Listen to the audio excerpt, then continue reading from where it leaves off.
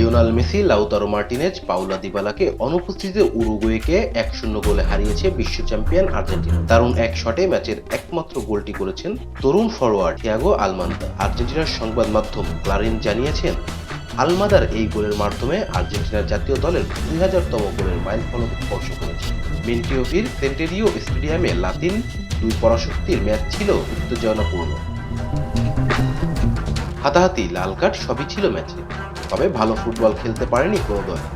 এর অন্যতম কারণ অবশ্য চোটের কারণে মেসি, মার্টিনেজ, দিবালার অনুপস্থিতি। ঘরের মাঠে 55,000 দর্শকের সামনে ভালো ফুটবল উপহার দিতে পারেনি উরুগুয়ে।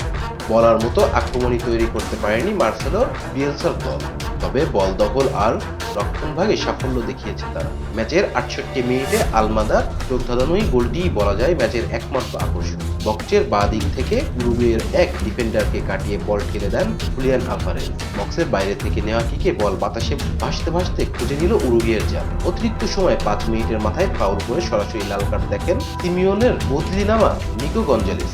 উড়ে আসা বলে হাই কিক দিতে দিয়ে তিনি উরুগুয়ের এক ফুটবলারের মুখে লাথি মারায় রেফারি সরাসরি লাল কার্ড দেন। এই জয়ে 13 ম্যাচে 28 পয়েন্ট নিয়ে শীর্ষেই থাকলো লিওনেল স্কেলোনির দল।